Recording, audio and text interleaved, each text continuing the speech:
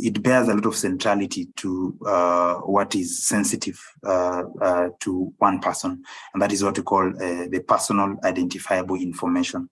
That is now what guides, or that is what sits at the heart of data privacy, and that's why it's been a critical conversation.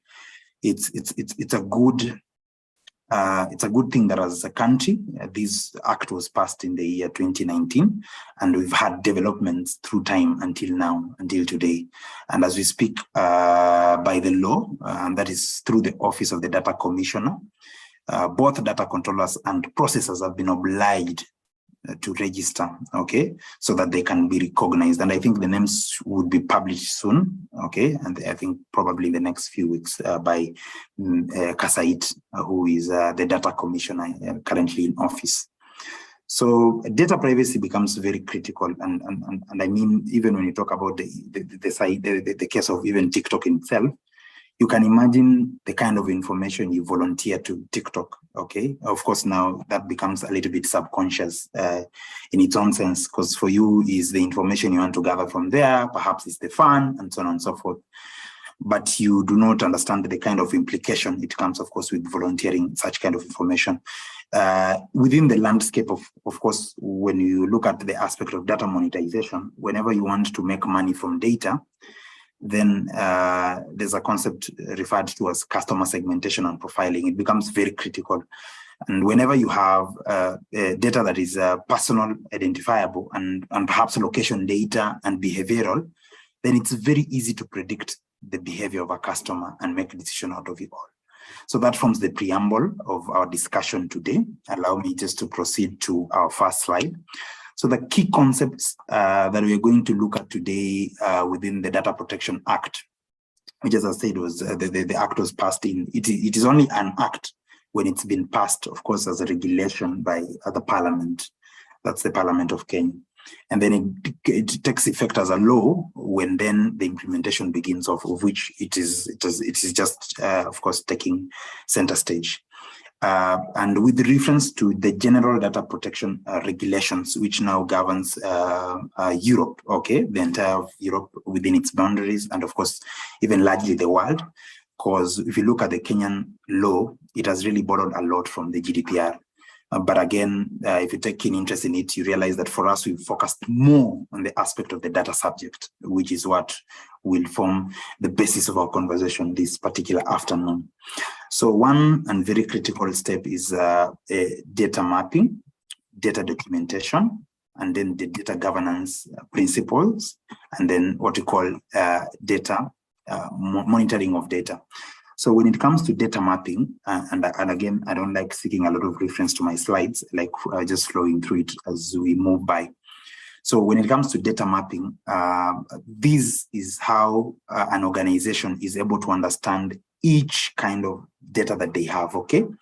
And of course, now that governs what kind of data they are able to collect, okay? If it's a telco, they know they are collecting data even on financials, for example. They are collecting data on maybe age, date of birth, the names, and so on and so forth. And remember, the names already are personally identifiable. So they need to be able to document all the kind of processes that they have within how they collect the data, the type of data they collect, who is in charge of storing that data, who is in charge of sharing that data, and if it's going to be shared, then there has to be consent and reference to the data subjects, okay? So in the instance, of course, of the telcos, you and myself are the data subjects to Safaricom, okay, or to our data. And of course, a good instance of such kind of data, as I've mentioned, is, for example, your name, your ID, and so on and so forth, okay? And then Safaricom becomes our data controllers. They are the ones that we've allowed them then to be able to be in charge of where our data sits and how it's used and how it's shared, okay? So they are accountable to us, okay? And of course, based on the kind of maturity that we look at in terms of how we're going to adapt the Data Protection Act, then that would govern the direction that you're going to take. And then the data processors then can either then be external or from within. And of course, now in that instance, data processors can be Safaricom themselves or a different entity. When it comes to healthcare, for example, data controllers can be the hospitals. Of course, now they host, or they hold your data, okay? You are the data subjects, okay? And then in the instance that then anyone wants to process their data, and that's now where the data processors come in, like for us, smart applications where I work, we are data processors because we hold that data at a secondary level. And then the hospitals or the providers do hold that data at a primary level. We become data processors. And then of course we have now the data protection officers. Data protection officers, and again, you see, looking at the landscape, it also provides opportunities for work and job opportunities. And that's where also law method analytics comes in, because now the issue of law and analytics becomes intertwined. So the understanding of a data protection officer, again, becomes very critical. So all those functions that I've been able to mention, or all those offices are the ones who guide when it comes to data mapping. And then now we have data documentation. Given that you've sought reference to mapping on how you are looking at the different fields and columns that you have in your data, different entities, and even, of course, with regards to the volume of the data, okay, with regards to the nature of the data, which is very critical, because when it comes to healthcare data, that becomes one of the most sensitive. Again, healthcare data has a lot of continuity in itself, and that's where it becomes an exemption when it comes to storage limitation, that it's not limited when it comes to healthcare data. So documentation again becomes very critical. Are you able then to categorize the different levels that you have of your data, okay, and then store it safely and ensure that you have policies that govern your data. And that now gives back to what we call data governance principles.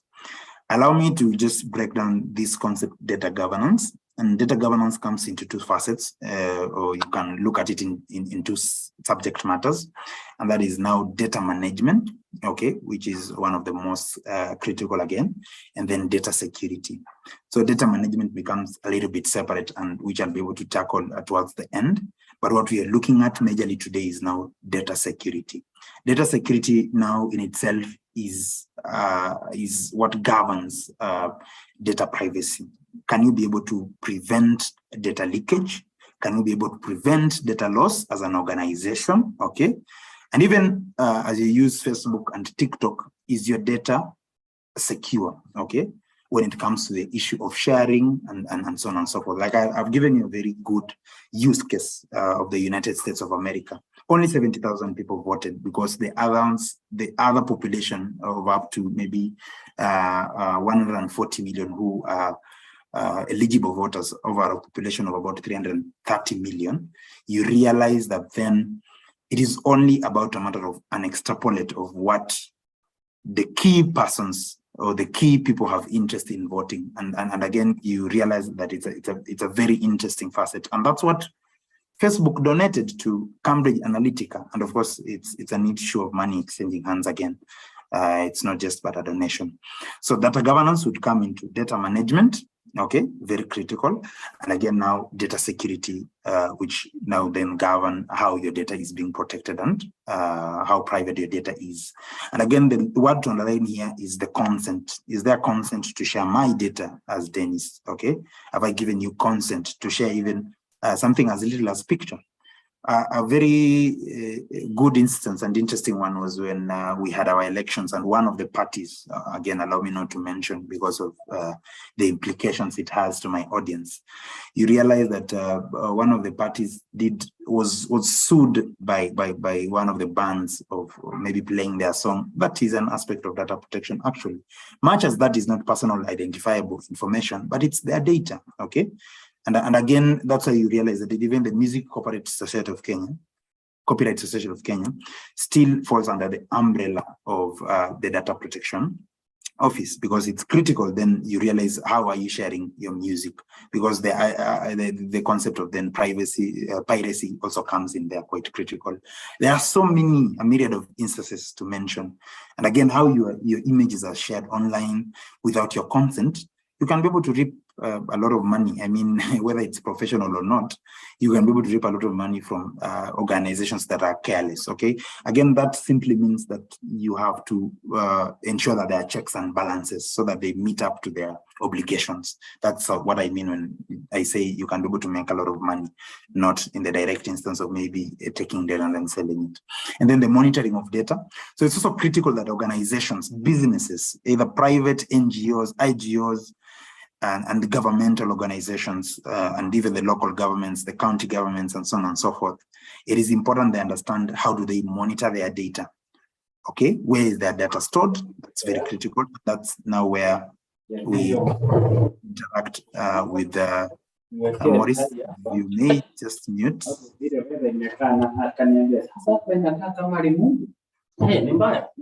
Kindly mute. Na just before ukisema hiyo mahali sijui na hiyo mahali imenyesha. Yana karibu maji ibebe hata kwa mwili. Kindly mute. Excuse me. My host, would you mute Maurice? Conversation ikifika huko juu maji inakuja kiasi hapo. Kama ndanyuki. Kama imevunja hata itanimili itengenezwa hapo. Is that feasible? Okay, good. That's better then. So again, monitoring of data looks at the concept of the kind of data pipeline that you have from the moment you receive your data to when you're going to store your data. You're going to produce the metadata. Metadata is data from data, and then you're going to start sharing and use that data, because always this data, the kind of data that companies hold, is likely going to be monetized, okay? Because it can be able to guide the company in terms of their decision making, okay? Very critical, because then that can be able to result in a return on investment. It can result in cost cutting and many other advantages that accrue from the aspect of data monetization or data commercializations. So that's a very critical conversation, and again, that's why to tame the greed of making money out of data, it is important that the act was actually put in place so that it can be able to govern then how this data is used, is shared, and so on and so forth. Okay. Okay, fine. Then let's stay aboard as we proceed from there. At least you've been able to put a voice, or rather a face to the voice. Okay, that was what I was trying to do. So the different roles that we have under the Data Protection Act. One, we have the Data Commissioner. The Data Commissioner. We're going to look at the different roles of the Data Commissioner. But largely, this is the overseer of data protection, ensuring that there is compliance from the different organizations, okay, different individuals and different parties. And then we have data controllers and data processors, okay? And then the controllers, perhaps the secondary holders of your data, okay? Like I mentioned, some of the telcos or service providers within the telco space, the hospitals, those are actually your data controllers, okay? And you will find that some data controllers are still there in themselves, the processors. So that's also possible to have an overlap of the different functions. And then the data subjects, okay? So the data subjects are the primary natural holders of the data, natural owners of the data, okay? The natural and the primary owners of the data. Now yourself and myself, okay? If you are visiting the hospital, for example, and then your data is collected in the vitals, for example, maybe data of your vitals, okay? Data about your blood pressure, your BMI, your status on different kind of metrics that I'm looking at. That's your own personal identifiable information or data. And data is just but information, maybe for the sake of the larger audience, okay? So those are the data subjects. So those are the critical, again, functions and roles that you can be able to see that can emanate from the aspect of data protection, the Data Protection Act. And again, of course, like the data subjects becomes the natural the owner of this data and the primary owner of this data. It only but governs then how is this data being used and how is this data then being shared, and do they have the consent? Have they been given the consent? Has the data subject given out the consent in a documented way, that their data should be shared by anyone or be used or reused actually. So again, unless it's predefined that this is how my data should be used to a certain level, I bet you can remember earlier on this year, when then one of the big telcos in the country did share their policy on how it allows the data subjects, or rather the data subjects can be able to share their data. I think it was the advent of the time when we were having the re-registering of SIM card lines, okay? I remember that was when then you could see what are the different principles. So, I mean, one of the telcos was quoted saying that they should be allowed to share their data beyond the boundaries, the Kenyan boundaries. So again, when you look at the Kenya Data Protection Act, it governs the usage of data within the country and even sharing outside the country or without the country, outside the country, largely. And that's why now GDPR becomes a greater umbrella of all these. But even the act itself governs how you're going to share data outside. If you're going to share outside the boundaries of Kenya, then there has to be proper mapping and documentation and consenting to the natural owners of the data, who are the data subjects. So that's how the architecture looks like. And whenever you talk about that, then this is what falls within it all. I mean, other roles would be then the advocates or the lawyers then who are looking at data protection, okay? And again, which sounds or looks a little bit lucrative. I mean, we've just come from a general election, and you could clearly see how the aspect of data privacy was at the center of the conversation once again, because then if that was to be one among the 7 petitions and the body that is mandated to ensure that there's a free and fair election has been faulted by any extent to have leaked any kind of personal information, then that becomes very, very, very alarming. And again, the question of, yes, the data is protected, the data is secured, but there is an aspect of leakage. It is upon the data controllers and processors to notify the data subjects of such an instance that there is data leakage, okay? Without which, then outrightly, they've fallen outside the threshold of compliance. They have failed to observe the law, which it becomes a very, very critical conversation. So the roles of the data commissioner, again, allow me just to move to the next slide. One is then to oversee the implementation of and be responsible for the enforcement of the act, okay? And like I said, Kasait is the whole of this office, the data commissioner, okay? And of course, there are those who are following under her, but then they need to ensure that they do oversee the implementation and responsibility, and they remain responsible for ensuring that this act has been enforced. And that's now when, again, it becomes a law. And then number 2, establish and maintain a register of data controllers and data processors. And again, like I said, it is only but a journey, and that's where Kenya is at as we speak. We are having the registration of data controllers and data processors, without which, after you've fallen outside of that window, it becomes punitive, because there are punitive measures against not being registered as a data controller and a data processor, because that only means then you are not complying to the law. And the law, as I've said, and I do again reiterate, it only sits at the heart of data privacy.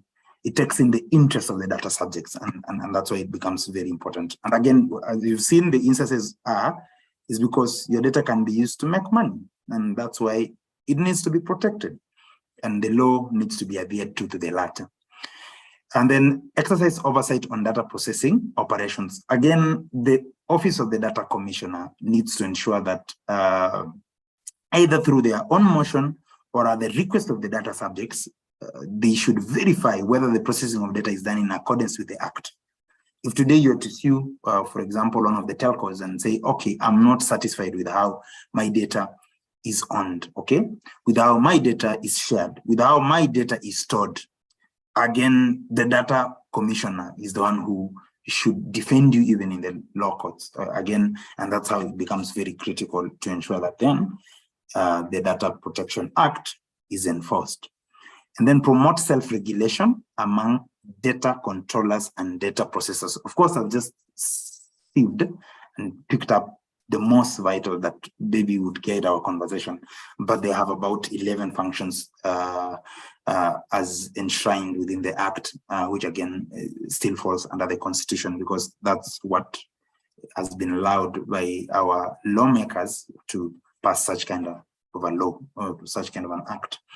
So they need to promote and ensure that they promote the culture of self-regulation among the data controllers and the data processors, or otherwise then the issue of data privacy would have been largely compromised. And that's where now the conversation becomes critical. They, of course, are mandated by the law, by the Act, to ensure that they conduct an assessment, regular assessments, to ensure that there is compliance, without which anyone who is not compliant with the law, they have to face, again, the wrath of the law in terms of either they face a jail term of not up to more than 2 years or 3 years, and again, maybe face or rather pay hefty fines, depending on what is the extent of how they've been able to breach the law. So a data breach in itself is when you have not complied with the law, okay? That is now what we call a data breach. Whenever you fall over the or beyond the restrictions of the law, then that's what we call a data breach. It could be sharing in itself, you've shared without consent, okay? It could be you've held data for your data subjects way more within the timeline that you've been allowed to hold this kind of data, or store this kind of data, because the question of why are you holding this data emanates from the same, okay? And then number 2 is now the role of the data controllers. Who is a data controller in themselves and what do they do? And this is the person who collects the personal information of your customers, okay, site visitors, and other targets.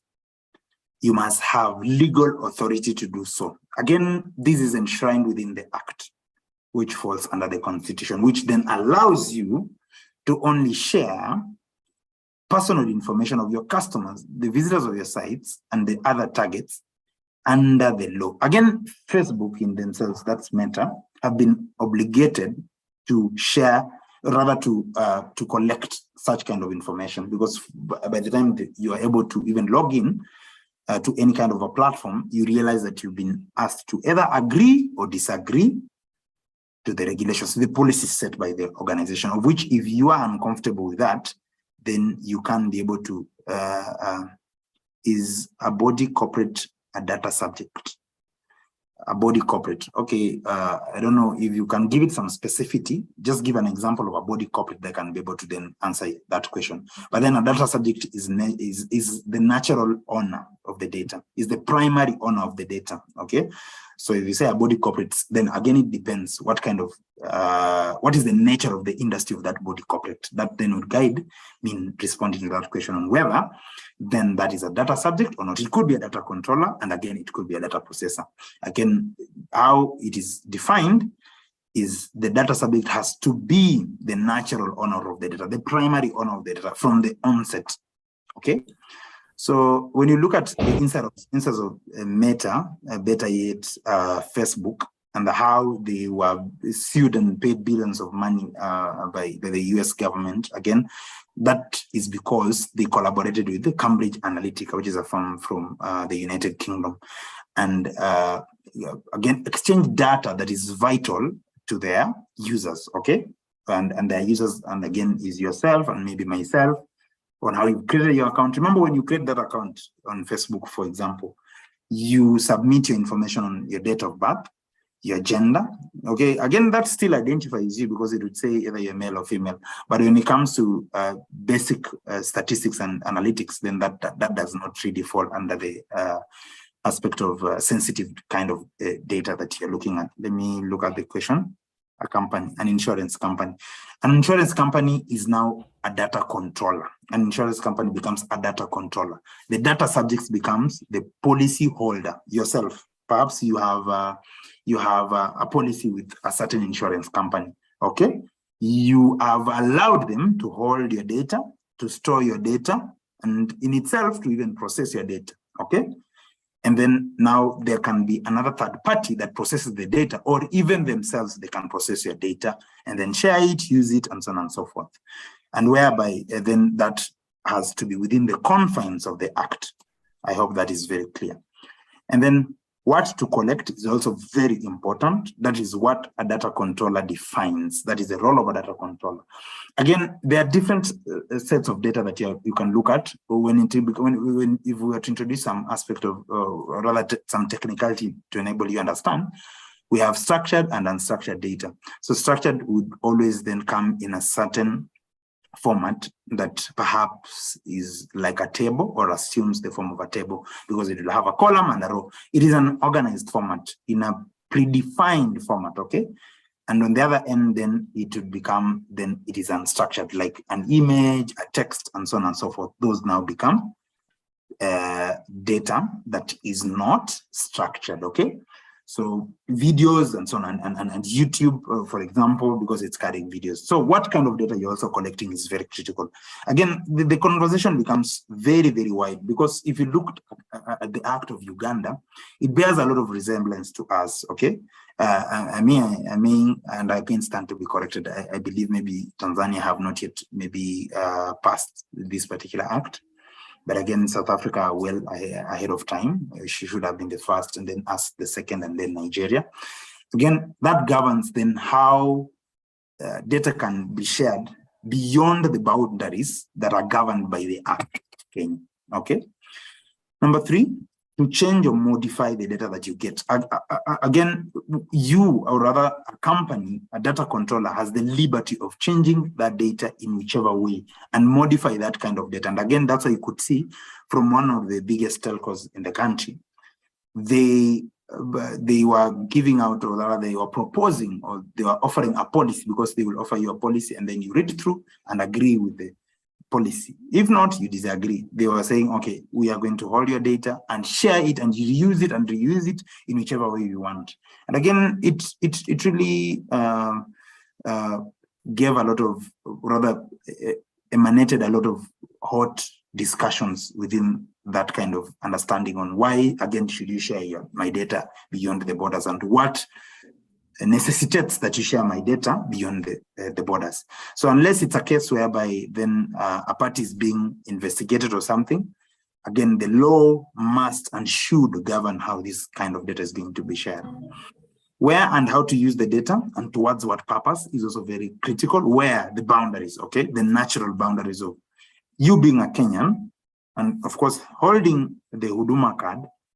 And again, if you look at the concept of the Huduma card, and if you were to ask me for my interpretation, I would say there was no case of data breach, okay? Simply because they are just centralizing your information, and that's it. Because they already have your ID number, they have your names, they have your age, perhaps they know your spouse, okay?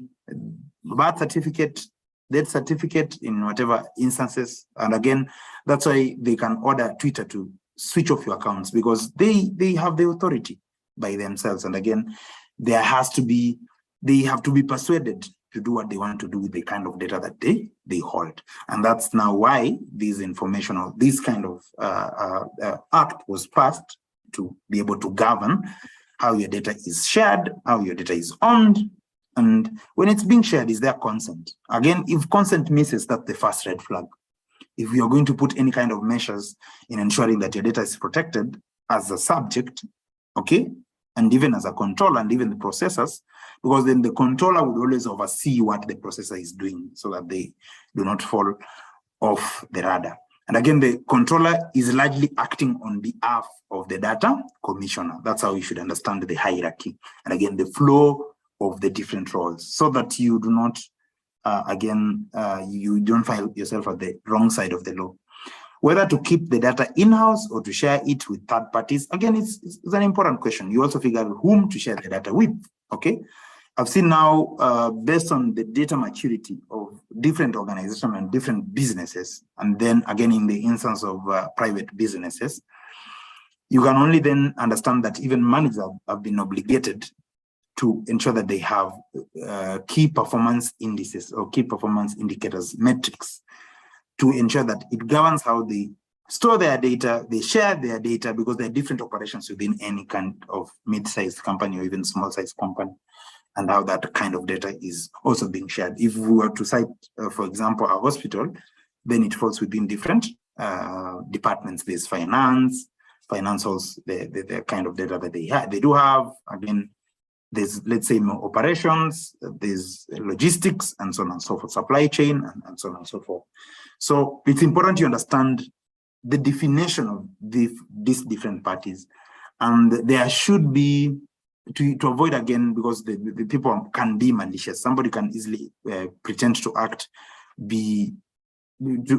on behalf of the Office of the Data Commissioner.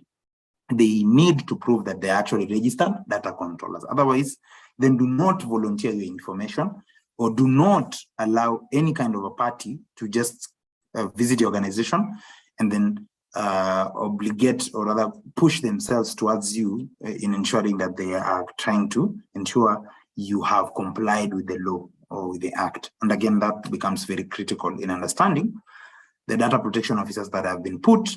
Are they performing their roles, or they've been compromised? How long the data is kept and when to dispose it is a good question. It has to have a lifetime, okay? It has to have a lifetime. And unless it's medical data, and I've said, and I do repeat this, unless it's medical data, which has a lot of longevity, because then the natural reason is it still carries critical information of a patient. And for even quality of care to improve, then the historical data of a patient needs to be held for us to make then even predictions into how this data is being used. So it's very critical you look at the lifetime of one holding your data. The roles of the data processors: one is to design and then create. And again, this falls exactly as is enshrined within the law. I've not even tried to paraphrase or lift or remove anything, because it can only be guided by the law, and that's it, okay?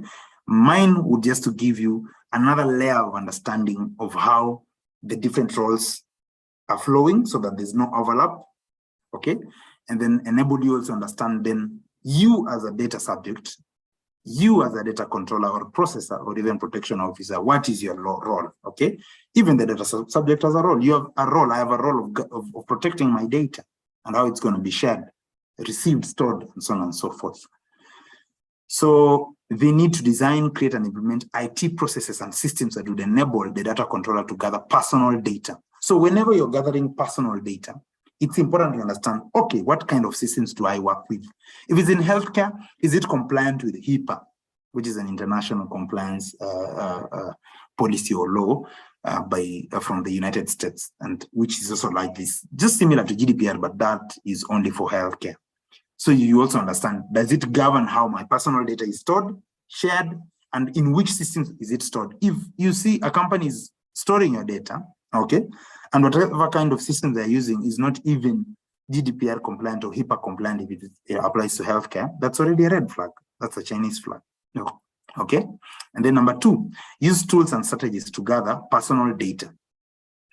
Again, how you're gathering this data, if you're looking at database, you're collecting it in a database, you need to ensure that there are enough firewalls. There is enough measures. There are enough measures that have been put in place. And even accountability. In case of a data leakage, who is responsible? Okay. And that's why you saw this conversation going around about the logs, because the logs now are the back end of it all that gives you the entire encryption of what has been happening, the entire activity, commonly called activity logs, an understanding of how your data is used.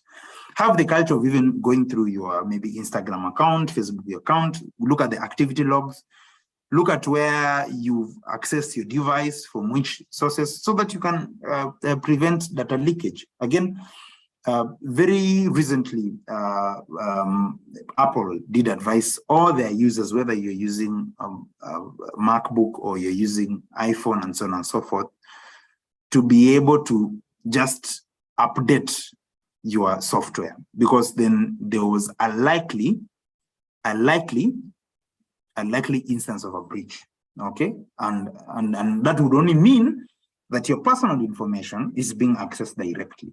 When you've put on your camera, whatever you are doing, if you're taking photos, if you're watching videos, if you're doing whatever, if you are using your phone in whichever way, it's already being recorded. And again, that's why Apple were already prompted very quickly to advise their audience to update their software. If you are one of the users and you haven't, a month down the line, so if such an instance comes by, they have the right to say, we informed you adequately and on time, and then you fall off the wagon and you will have no one to blame. Number 3, implement security measures that would safeguard personal data. Again, like I said, at the heart of the Data Protection Act, it is about personal data, because you can use any data for any kind of instance you want. Maybe it's for descriptive analytics. You want just to find the mean, the mode of the population. We have KNBS data. KNBS data is largely being shared with organizations, okay? But they do not share any kind of personal identifiable information. Because if anything can be mapped against any individual, and this individual sues them, then that is already a breach of the act. And that's why they are very keen on the same. Store personal data gathered by the data controller. Again, at the backdrop of my professional, or rather my vast experience in ensuring that I set up a data warehouse for an organization, I set up a very clear data pipeline from where this data is ingested, it is stored, is ingested, through extracting, transforming, and loading, through to the last process whereby we have business intelligence. You can view your data and make decisions out of it all, what we famously call data-driven or data-centric decision-making. It is important you understand how this data is gathered, okay? If it is gathered in an amorphous system, okay, then, or something that is easily perforable, then again, that becomes a red flag on where your data is stored. You have the right to sue them, or actually on behalf, or rather report them to the Office of the Data Commission. Okay, if at all it's not satisfactory that actually your data is secured, and can they hold the different parties responsible in case of a data breach? Very important conversation when it comes to data protection. Transfer data from the data controller to another organization and vice versa. Like I said, the data controller primarily will store your data, will share your data, will design and implement the different processes of how your data is stored. So a controller can actually be both a controller and a processor. Or you can actually choose then to be a data controller and then have a data processor from an outside party. But data protection officers, again, can also come within the organization or from the Office of the Data Commission, so that they can be able to govern how your data is used, or even an external party, because it is just to ensure that there are quality checks, okay? The aspect of whether this kind of data is protected sits at the center of this conversation. And then now we have the data protection officers who will advise the data controller and processors and the employees on data processing requirements. There are requirements that have been laid out by the Act on how you're going to process the data. And the requirements fall within the principles that govern the Data Protection Act, which will become my next slide. So I'm giving you, if you look at it in its own sense, it's a build-up of what it's going to look like, perhaps by the time we will be coming to the conclusion of our webinar. Number 2, ensure the Act is complied. I mean, these are just on, this is like the police, technically. Oh, they are there to enforce, okay? To enforce and ensure that it's complied to the latter, okay? Facilitate capacity building of staff involved in data processing and operations. Again, it's very important that they empower different organizations. You can be able to then act on behalf, when you register with the data commissioner, you can act on behalf of an organization and be their data officer, or data protection officer, and of course, be paid from the same. So I'm looking at this conversation from all angles. One, because it's a changing landscape, as is with our theme. And it's important to understand, yes, there are possibilities for, 1, job opportunities, okay? Number 2, profitability from organizations, okay? Because you can be able to define what kind of information is very sensitive to us and to our subjects, and what kind of information is just but secondary. And that can govern you in understanding that any information that is primary, that is key, that sits at the heart of the organization and with respect to data privacy is highly monetized, because it takes a lot to guard that kind of information, to protect that kind of information, okay? So I'm looking at it in terms of as a data monetization expert, and again, as a data leader who then understands the Data Protection Act. Cooperate with the data commissioner and any other authorities on matters relating to data protection. It's upon them to actually adhere to what the commissioner will guide and advise. Okay, so we are now moving to the principles and rights of the data subjects. Principles and rights of the data subjects. Okay, so one is private data. And that's why I say largely the Kenya Data Protection Act has borrowed a lot from the GDPR, the General Data Protection Regulations, which again governs largely Europe and the rest of the world. And if you look at it, then more critically, it's largely within the boundaries, the borders of Europe. And looking at the type of organization, the nature of the industry, the volume of data, the nature of the data in itself is very critical. So private data is also one of the principles that guides GDPR, or rather that is fundamental to the GDPR in itself. So private data is any data that the data subjects will claim or will advise that is private to them, of which must be shared with their consent. Without their consent, that is a breach. So again, the data subject has the liberty of governing what kind of data remains private to them, or rather highly sensitive, because if you look at something like age, that is not private data, okay? Because the age of one party, if I would say 25-year-old, we have 1,000 or 54 million 25 years old, others within in the world, for example, okay? So that is not private. Gender is also not private data. But again, that has its own confinements, because when you look at gender, which bears a lot of complexity in itself, there's that gender that seems undefined, or rather that's the transgender, that can become private. Are you seeing how it's very fluid, okay? Yes, it's defined by the law, but how private it is again very fluid, because then that question becomes very critical. You don't want just to share that kind of information with anyone. Maybe images and so on and so forth would also fall under the same. Okay, allow me to move to the next. Lawfulness. Lawfulness is very critical. Lawfulness, transparency, and fairness. There has to be lawfulness. You have to adhere to the law to the letter. That's what we call lawfulness. There's nothing beyond that, because essentially then have you complied to it? Because there are enforcement measures. Will it find you at the right side of the law or at the wrong side of the law? That is what governs lawfulness. Transparency, very critical.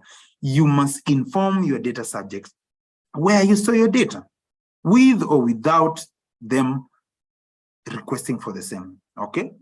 And again, that's why whenever you are signing up to use any kind of system or where your data is going to be processed and stored and shared, it is important you understand the different measures that have been set to protect your data, without which, if there is no transparency, then clearly the law has not been adhered to.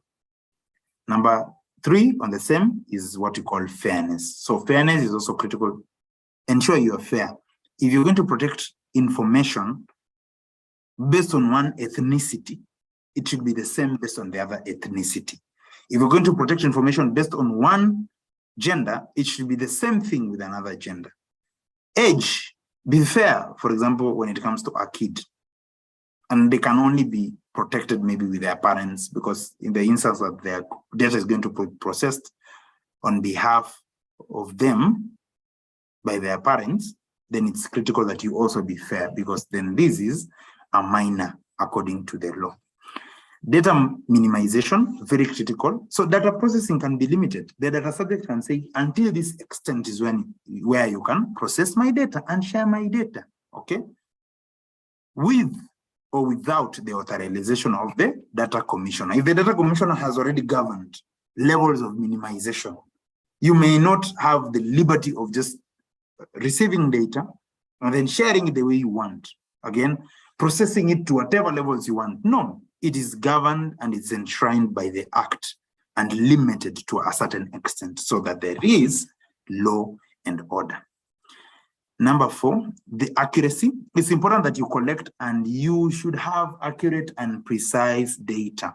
If a data subject would come by and say, I can't be able to prove that my data, let's say healthcare data, is not accurate, you have fallen outside the precincts of the law. And again, that becomes a crime in itself. The purpose limitation, very critical. The processing should be predefined. There should be a predefined use of your data, okay? It should limit the use of your data. Let me give you a good example, maybe in the telcos. The telcos is a good one. The telcos, they collect a lot of very, very critical information, okay? But the government does not just have the liberty, and I believe, I don't know if that was passed through an executive order or not, but they do not have the liberty of just surrendering your data even to the DCI without an order from the law courts. You cannot just go and demand for my WhatsApp data from Safaricom or from WhatsApp themselves without my authorization or the authorization of maybe the court, okay? And that's why it's more of a family of different organizations and institutions with respect to their independence in ensuring that all these have been enforced. Storage limitation, very critical. You cannot hold data for the data subjects indefinitely. I mean, come on, even in itself, it's not even ethical. Unless, like I've mentioned, it's medical data where I've lively practiced, where we can store data of up to ages of a patient, even after mortality, after their death. Still, we have the liberty of holding the same. And again, that's where another interesting conversation comes in, because now that's what we call cold data. TikTok has data for very many of you, and again, being my audience. You've recorded very many videos and so on and so forth. But at one point, yes, you are going to die. When you die, who's responsible? Who is responsible of still holding your data? Who owns that data? The law, you wouldn't say it's still amorphous on the same because it is predefined. It's upon now the data controller, which is now the telco or Facebook or TikTok, to ensure that your data is protected. And of course, now the other parties within your family have the right to sue the organization in case their data, or rather your data, the deceased, has been shared without their express consent, okay? They have to be consulted, not consulting the dead, but the most immediate family. That's another area that looks like a gray area, but it's already predefined according to the law. Integrity and confidentiality, very critical. So these are the 7 key principles that are governing this particular act, or that are defining this particular act. Protected and not shared without consent. I mean, if there lacks any kind of integrity, there is no, you cannot measure it. Integrity is just integrity. If there's no integrity, there is no honesty, there is no confidentiality, then your data is not protected. Your data is out here. Your data is not protected. It's not private. And you've allowed other mercenaries to use your data in a way that is not ethical, is not professional, and has broken the law. It's unlawful in itself. Those are the guiding principles to the law that we do have. So maybe I'll just quickly mention the types of data. Data is information, okay? Data is information, and it comes in different facets. So I'll just give you examples maybe of the different subcategories of data. We have personal identifiable information or data, including names, okay? Like I said, gender, again, falls within almost like a gray area, because if it's in the interest of transgender, again, unless it's been identified or mapped or pegged to a name, it can also not be a very critical conversation, a very critical conversation in itself. Names, the address, my location, your location becomes very critical. And that's why like I had mentioned, Google in itself and even Facebook have up to about 100 to 100, almost to 200 data points on any, not 1,000, but 100 on any individual. Once you've opened an account with them, they know where you stay, they know your gender, they know your spouse, they know your interests. I mean, it's not a coincidence when you are visiting Amazon to purchase something, it's already suggested to you what to purchase. It's because they can be able to monitor your behavior. Remember, all these have been interconnected. There is interconnectivity. That is, of course, the next stage of technology. So I'm trying to also demystify so that you can see how does the Data Protection Act come in the real instance of a business, because maybe perhaps you come from different private and public organizations and IGOs and NGOs and so on and so forth. So again, it's very critical how these kind of information that you hold, that they hold on your behalf, because they are their controllers and they govern where it's stored and shared, has been protected. I am very confident that largely most of our data, be it from the hospitals, be it from the telcos, could be to some extent have been breached without your knowledge. Forget about consent, without your knowledge. Consent and knowledge are two different things. I mean, you could be totally ignorant that such kind of information should only be shared with your consent, okay? And again, perhaps I've been able to read so many articles on maybe the Business Daily. You're realizing there are very many funny loan apps that have come up, okay, that are not regulated by the CBK.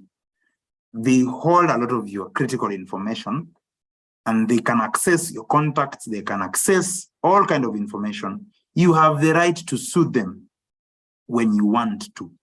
And again, I know you can easily pose a question, but you've been asked whether to consent to it, to agree to it or not. Yes, you would have agreed to it, but you realize they can even go further. And that's now where the question of minimization comes in, okay? To what extent can you access my data, use my data, process my data comes in. So if they breached that, again, they have fallen outside the confines of the act or the law. Dates of birth, again, like I said, these could almost fall on the fence, because unless it's pegged to your name and even your location, it still remains very, very, very obsolete. I mean, you can only but accuse someone to a certain extent. You can't use it to a larger. How would you even say, okay, this date of birth identifies to me as an individual? It can identify to many, many individuals. But again, if it can be mapped to your name and your personal identifiable information, as you can see, social security number. So social security number becomes very unique, and NSSF, okay? That becomes very unique. My number, you have it, again, expose it.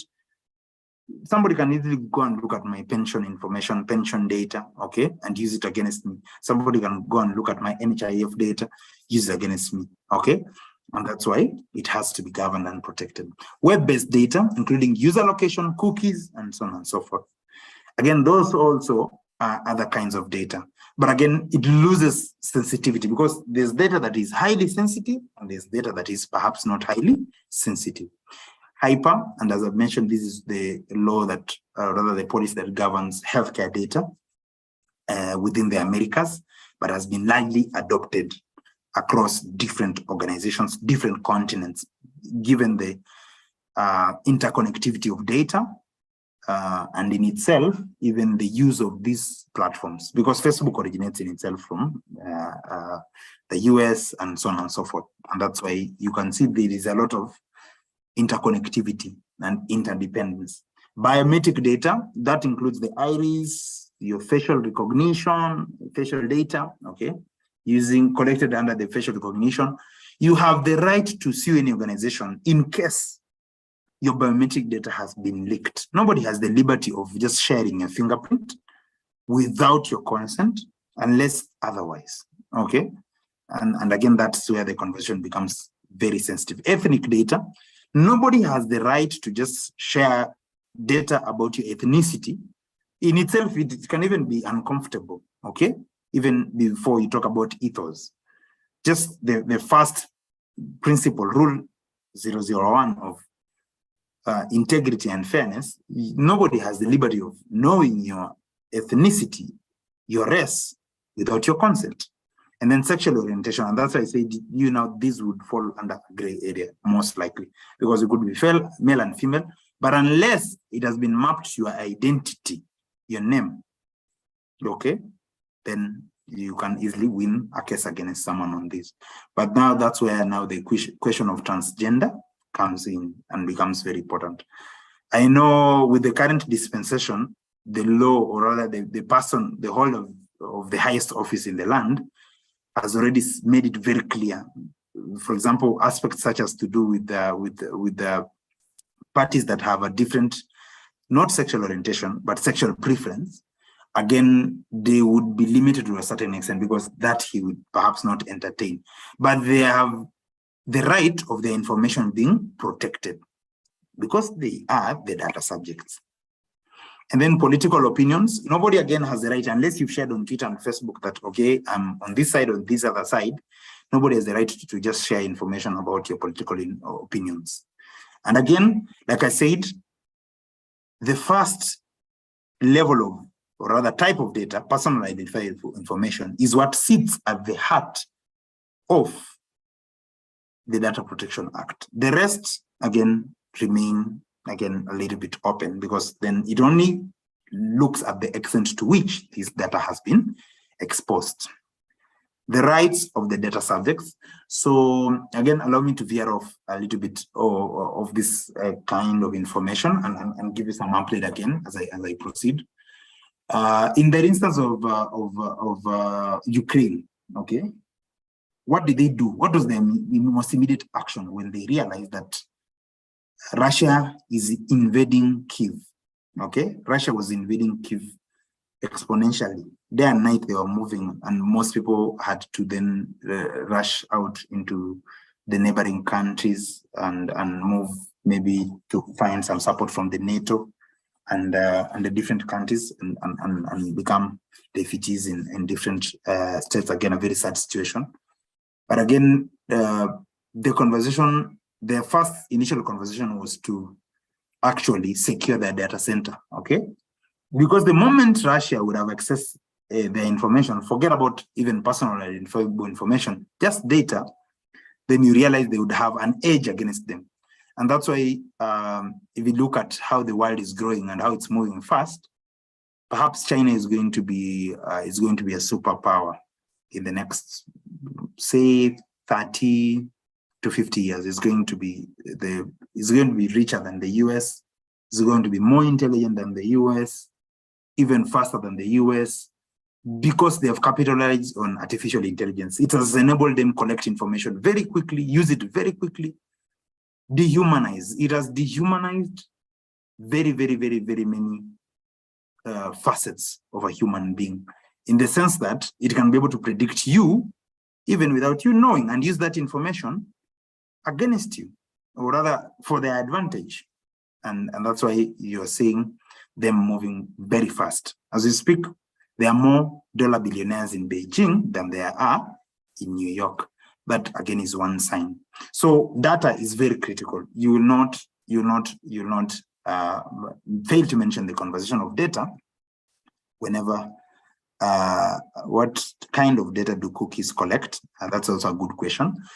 I mean, okay, largely that can easily connect, for example, data on how much time you spend on the internet. Okay, that's what cookies can collect. Okay, when do you visit? Okay, when do you visit the site? Okay, if it's maybe Google is just a search engine. Most people tend to imagine it's the only search engine, but because maybe it's the best so far, the most competitive and ahead of time. So it can also track information about when you visited the site, how many times you visit the site. Okay, those are the kind of information cookies can collect. They cannot collect a personal identifiable information. That's why you can see it is separate.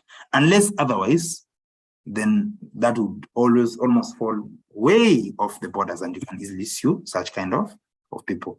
I think most people have really cautioned us, and that's why you could see the US is very uncomfortable with TikTok, and largely the the former administration, that's the Trump administration, was totally against China and TikTok in itself. And you can see Biden is almost perceived as a sympathizer, which again, it's not the case. It's just a little bit more diplomatic, because there is an assumption that TikTok is really collecting a lot of information. And again, that goes way beyond the confines of ethos and ethics, largely because we do not have one act that is governing all these data across. China do not comply with GDPR. I mean, it's not their option to or not to. And in the same sense that maybe Kenya wanted to withdraw from the Rome Statute, it is our liberty. Unless there is one umbrella law that is governing all these across the different boundaries, it can only be guided and governed and promoted by their own law within the confines of China. Like Kenya, we are only promoted, protected within our own confines. And that's why the confines of our act will define why your data should not be shared to South Africa, Nigeria, or the US without your consent. So the rights of the data subjects, right to be informed, very critical. You have the right to be informed that your data is stored here in a certain database. It is stored in a certain file. You have the right to access the logs if you want to, whenever you want to. The right to access, if you would want to look at your personal identifiable information, you can be able to, you should be able to be allowed by whatever party, even the government in itself, okay? Reason being, the government will be your controller. When you look at the Huduma cards, the government is your controller. It stores your data, processes your data, and so on and so forth. They can be overseen, okay? Or the government can be guided and can be watched over. There's going to be an oversight by a data protection officer or a party who is a data protection officer from the office of the Data Commission. But at the end of it all, the question of even the Data Protection Act and how it was birthed was because of you as a data subject, okay? And largely everyone is just but a data subject. Right to access, very important. I think that's what I've just been able to conclude at the moment. And then next, right to object to the processing. You can object to the processing by organization. If an organization perhaps has an unknown or an anamorphous way of processing your data, you can object to it, okay? I mean, we can only be better based on what more we know. I mean, it's civilization, in my opinion, how much informed you are. And that's why it's encouraged. We actually, all of us read the act, understand it. If not, then have a party to represent you whenever an instance of data leakage has been able to be felt. And that's why nobody has the liberty of using your photo anyhow. Nobody has the liberty of using your photos or images, your videos, your name, anyhow, without your consent.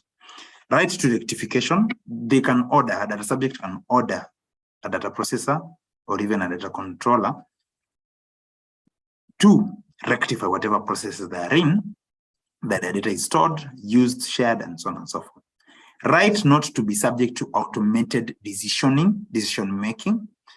And now automated decision making is whereby we can limit the large telcos in using our data to do what you call micro-behavioral targeting. Micro-behavioral targeting is simply whereby they've looked at all kind of data they've collected about you, and by the time they'll be selling a product, say Lipa Mdogo Mdogo to you, they already know that you're going to take it. You're going to take that up and you're going to.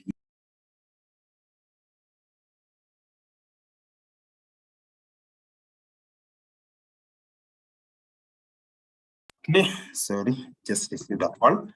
So they are going to ensure that the decision making based on your data is not subjected to an automatic process without your consent, okay? And again, that's why when you are even signing up to M-Pesa, there are certain policies that you agreed to or not agreed to. So if you agreed to, then that's it. And again, if you disagreed to, it simply means you do not want to work with, say, Safaricom. And in that instance, there's no bias to Safaricom, or there's no bias to Airtel or MTN or whatever kind of service provider you want to quote. Okay. Right not to, okay, that one we've been able to go through. Okay. Next, right to erasure. Yes, you have the right to say, I want my records to be deleted. And as I said, perhaps in the instance, and God forbid that you lose a family member, your next of kin or something, you have the right to order the hospital to erase that kind of data. And again, you have the right to order private institution to erase that kind of data. But as is governed by the law, perhaps maybe information on death and birth, that has to remain with the records of the government. So you do not perhaps have the liberty to do the same. Right to data portability, then how your data has been stored, how it's moving, how it can move, just how portable is your data. It's up to you where you want it stored and how it can be moved from one place to another. That's up to you. Again, largely, you can be able to govern the same. So at the heart of this conversation, I do welcome maybe what kind of data, okay, that one I've been able to respond to largely. Is it a criminal offense, for example, to attend a function like a wedding or a funeral, take pictures and send it to a WhatsApp group? Okay, that's an interesting one. It's not a criminal offense. It's not a criminal offense. And I will explain to you how it can be a criminal offense. You can see that's almost a gray area. If the owners of the wedding, which is the groom and the bride, would say then, we are not comfortable, we do not want anybody to share our pictures, which is data, again, and videos, and you do share, then you've fallen without or outside the confines of the law, because you've shared data, and that is personal identified data, because it's facial data. You can clearly see this party and this the other party. Without their consent, they can sue you if they want to. But again, it still has its own gray areas. Will you start signing forms before you join that, you go into that wedding, that if you do this, then you are going to be sued. If you share our data, you're going to be sued. That only can be guided by ethics, integrity, and confidentiality. Otherwise, then it would be, have you maybe recorded that kind of conversation? And unless it's documented, it's neither here nor there. You cannot take anybody anywhere. So it can be a criminal offense if there is no consent for sharing. If there was restriction and then you shared without somebody's authorization, then that's wrong. Implications to the business. So I know we likely my audience could be coming from different organizations, and it's important then I factor in the aspect of what is the implication of the Data Protection Act to your business, because all of us would then envisage having a business or already working for a certain business. So it's also important to look at what is the implication to your business. One is the consent of a data subject. So perhaps in the last 10 years, or in the last, let's say 3 years, before the onset of the act, you could share the data of a data subjects at your own liberty. I mean, you try it today, then you will realize the kind of implication it has. Why am I saying so? It's because one, you would have broken the law, because there is no integrity, there is no fairness, there is no justness, there's no privacy to the data, there's no protection to the data. But again, like I'd said and mentioned, and I repeat, even in the e-commerce world, this data can be monetized. So that's why data of a subject becomes very, very critical and might not be shared at liberty, okay, unless there is consent. New principles to comply with. So the kind of implication that businesses are now facing is that they have to comply to the new principles and adhere to them, as we've mentioned, okay? One of them being data minimization, okay? Data storage limitation, okay? Privacy of the data, very, very critical. And if you are not in compliance of the law, then automatically you fall off the bandwagon, and that can easily land you into trouble with the law enforcers. And then now, number 3 is the right to object to processing. Myself, I can easily object to any kind of processing and say, okay, I'm not comfortable with this organization processing my data. companies have been sued for using someone's photo in an ad. Yes, that's possible. And they have been sued because there was no consenting. Okay, there was no consenting. There was no agreement between the two on when they can share this kind of data, because they're using your photo to monetize their products, to get money out of it all. They're advertising. And without your consent, then that already is an aspect of a data breach. And then in the instance of a wedding, it is you vis-a-vis the bride and so on and so forth. Or if you take weddings from the groom and the bride and you start using it in a company website, that already is a breach of the law, okay? But if you're just sharing on WhatsApp groups or something, again, like I said, that is still a gray area under the law or the act. You can easily win it if you get a good advocate. And that again depends on how much evidentiary facts you have against the other party, without which then it's not a case to answer. Provision of the rights to the data subjects, very critical as well. You need to ensure that the data subjects have their rights, understand their rights, know their rights, okay? But again, it's not the obligation of the business to start training you on your rights. No, if you don't know, again, ignorance has no bliss. The trouble will fall on you and you will carry the burden alone. Mandatory data breach notification, as I'd mentioned, already Apple, with its own way, they notified their users of a likely data breach, of a likely instance, okay, of a perforation or likely that now that we've been able to have an upgrade of a system, there's a likelihood that there was a breach. Your data could be accessed without your consent, okay, secretly, and maybe phishing and so on and so forth is taking place. That in itself is enough once you've been notified. That's a very relevant example that you can be able to look at. There was no data breach notification from Facebook on perhaps why Cambridge Analytica used their site, and that's why they paid a lot of money in terms of the punitive measures that have been taken by the US government. So even as we mature over time, you'll realize that then even as a country, we'll get to that level whereby any kind of data breach will be, without notification, will be punishable by the law, or will be adhered to according to the law. The designation of the data protection officer, again, that again was not defined, and again, it had no whatsoever any kind of implication to the business. But today, you cannot ignore the role of a data data protection officer in any kind of a business. It's very, very, very critical. Next, we'll move to the business value of compliance. The business value of compliance. I mean, for any kind of businessman, now that becomes the most critical conversation for your organization, because you need to understand then how am I mapping the act to my processes, okay, to the kind of data that I collect. And as I've mentioned, we've seen data comes in different levels, and it's important then you look at it within the different glasses that you have, or in different aspects that you're looking at. Enhanced cybersecurity. So you realize that before, you could not, companies were not doing cybersecurity modeling, like what perhaps we do within our organization, because cybersecurity modeling would guide you into understanding when is the likelihood that our organization is going to be hacked or attacked, have a cyber attack, for example.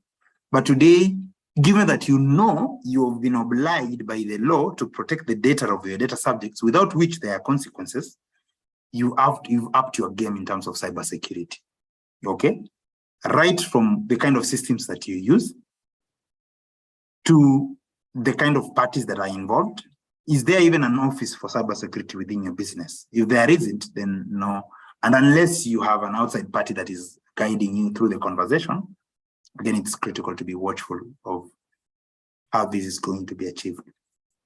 Improved data management. So data management now looks at how you are protecting or you're overseeing your data, okay? Where is it stored? What kind of metadata that you have? Metadata is simply data from data that emanates from data that births from the primary data in itself. Do you understand where it is? There is master data management. Again, master data management looks at how have you stored your data in perhaps master data list. There is one column that defines several other columns. For example, if we have a categorical identifier, categorical simply means something that is not numerical. I want to put it as simple as possible. Say gender, it will categorize people into their sex. Say age, okay, age is numerical, that's on a different level. So have you been able to store it in a certain way that speaks to the entire process flow or the entire data flow? Very important. And that's why you've seen most companies are now setting up data governance offices and becomes very critical. Again, that's why I also come in ensuring that I can be able to design a critical data foundation, data strategy with a clear data management process, and then map it against your organization, formulate KPIs for each and every party, each and every manager, okay? And then even monetize that data, okay? And then, of course, ensure that there is longevity and sustainability within the different processes that you've been able to set. And that comes at the backdrop of you understanding your customer. You're doing all this, by the way, as a business so that you make more money eventually. Yes, you comply with the law, but you also want to actually understand if my data is actually going to be clean, well stored, well managed, and governed. I will understand my customer, for example, because it can guide you into understanding your customer. And that's what we call behavioral analytics, because you will understand your customer. Increasing marketing returns on investment are also very important because you'll understand the trends and so on and so forth. Customer confidence, if the customer knows their data is protected, then they will have, the people do purchases on Amazon, on Jumia, very different products, of course, in different categorization, in different times. They need to know their data is protected.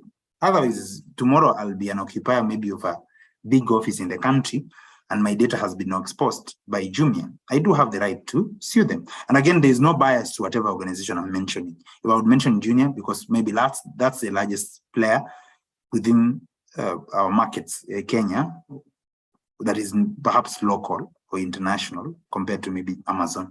If it's in the telcos, I'll mention others. There's no bias whatsoever, because I also have to make sure that I protect their interest in terms of what kind of information I share about them.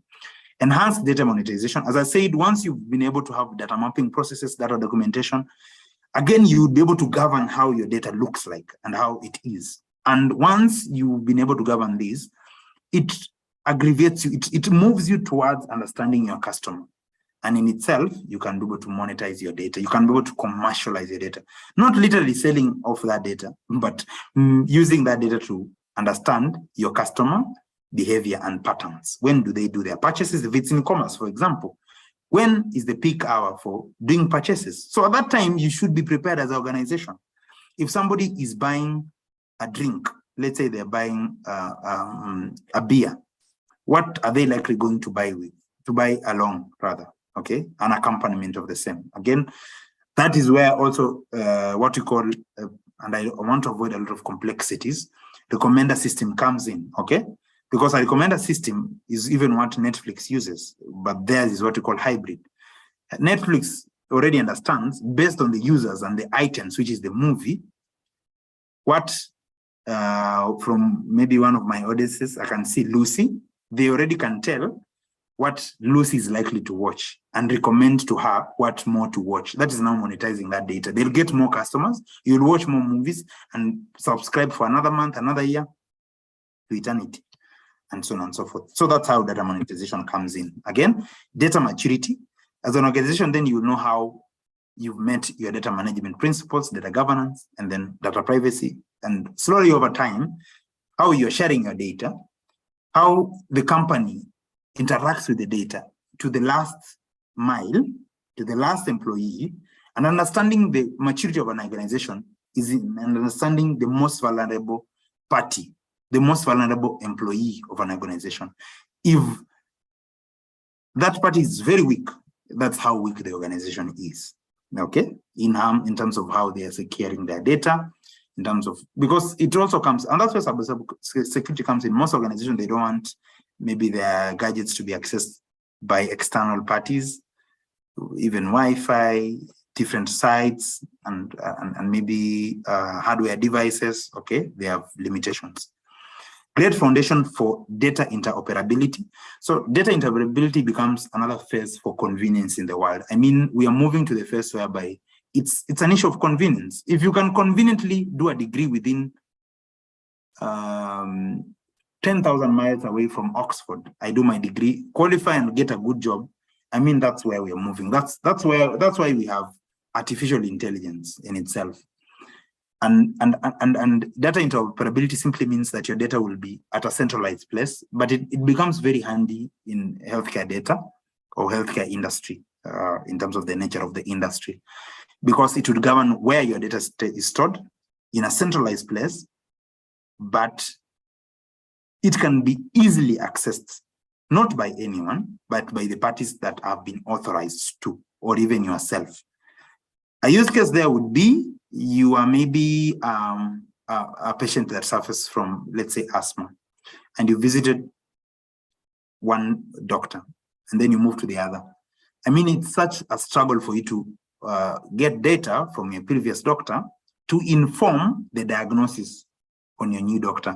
And I think that's why most lives are even lost in the country, even with regards to, let's say, diabetes and so on and so forth, because data has not been centralized, it's not easily accessible. And again, it's so much hectic. You lose a lot of time and money just trying to look at your historical data. So this will enable us to have what we call a horizontal patient life cycle. You look at the history of a patient right from the time they started taking paracetamol, so that you know if you're going to administer another painkiller, does it actually agree to that or not? Do they communicate? Or otherwise, then if you're going to administer something that is wrong, then there is a case of mortality. There is no coincidence as to why maybe if you look at maybe the US or Europe, their life expectancy is higher than maybe Africa. It's simply about the quality of life, and it sits at the center of data. Okay, if data would govern us into improving convenience and life, then for sure, even in itself, information would enable us to ensure we increase our life expectancy. And then the data security culture. So again, reculturing in an organization, in a business, becomes very critical. Okay, these are the kind of values you're going to accrue, and it will be very, very important for you.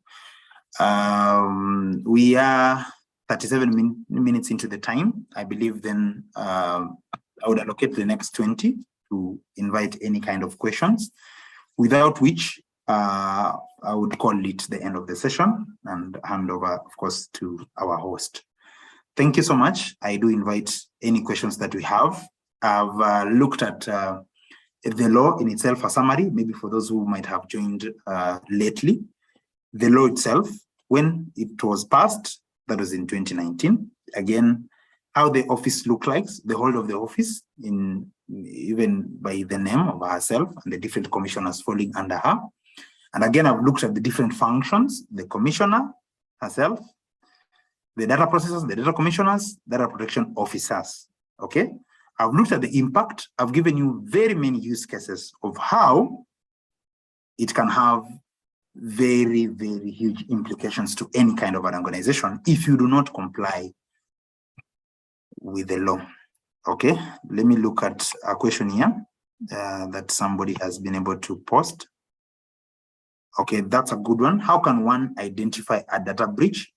Again, that largely becomes, if you look at it at a personal level, it can become technical if you're not informed.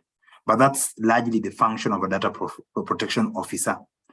A data protection officer is that person who will be sitting at the center of ensuring your data is not leaked. So a very, very simple one was one, somebody has just cited, okay, you've seen your photos in a website that you didn't even approve of. That's already a breach, okay? Okay, I've seen a party has gone on Twitter and then talking about me, mentioned my age there, mentioned my location, without my, that's a data breach in itself, okay? maybe even the police force, they've come to your place and then they've disorganized your documentation. I'm giving you to the extremes so that you can have an unlimited imaginations in terms of how there can be a data breach. That's another one, okay? And then they've disorganized your files, they've taken your personal identifiable information, birth certificates. You can sue them and actually win against them, and they pay you. And the entire thing changes against them. Another example, again, very interesting in its own way. Maybe you have the right to say you identify to a certain sexual orientation, and then somebody goes out there and shares about your sexual orientation without your consent, and maybe you know, or you've captured them doing the same, or you have that information. That's a data breach. Let's look at systems, for example. Maybe you're using Microsoft, you're using Google, you're using Azure. Oh, okay, Azure falls under Microsoft, AWS, Amazon, okay? And then you realize that part of your data is out here without your consent. That's a data breach. I hope I've answered that question adequately. Let me see if we have another question. Okay, there is a comment. Okay, that was very insightful. You're most welcome. Most welcome. Okay, good. Any other question for me? Any other question for me?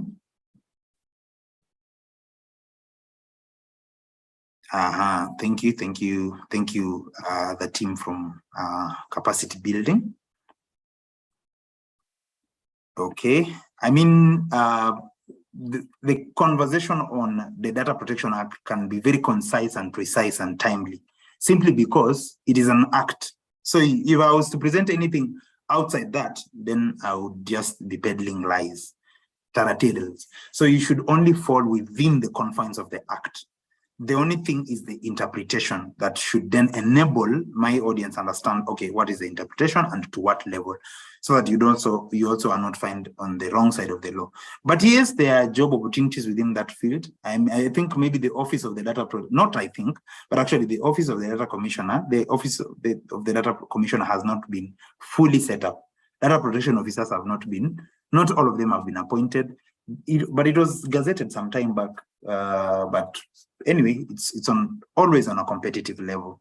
Never always believe that there's any kind of nepotism to whatever instance.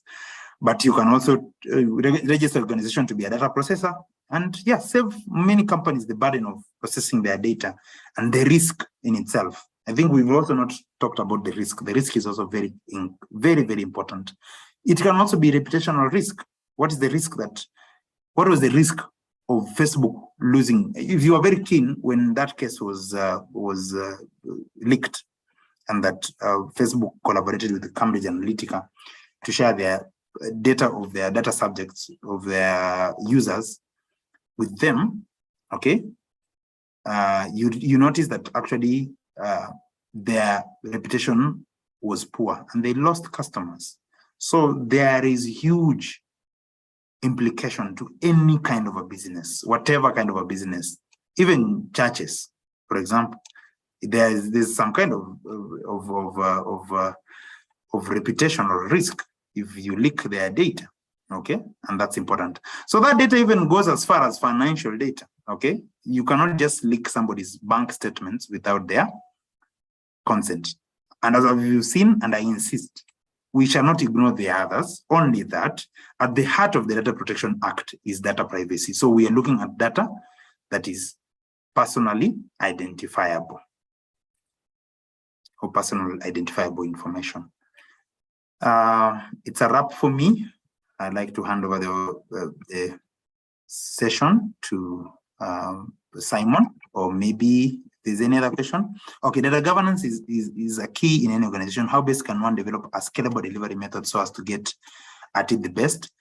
I'd invite you, Irene, I'd invite you maybe just to get to have my details, just my contact details or my email from Simon and team, and then I can be able to take you through the same on a consultancy basis, so that I can be able then to guide you through the entire process, because I've been able to do a data governance and quality map checks for a number of organizations to different levels.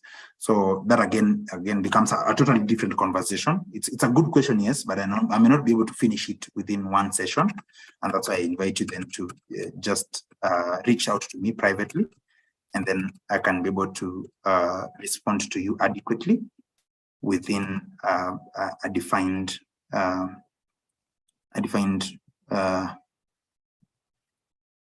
way. Yeah. Okay. Any other question? None. Okay. Thank you so much. I think I hand over the session to my host. Thank you so much. Thank you so much, Dennis, for your insightful session. We are so happy to have learned a lot about the data protection, and I hope all our attendees have learned something. We look forward to such sessions in future. Yeah, thank you so much on behalf of Capable everyone. We are going to share the recorded session in case someone missed something. Thank you so much, and let's meet next time for the next free webinar session. Thank you.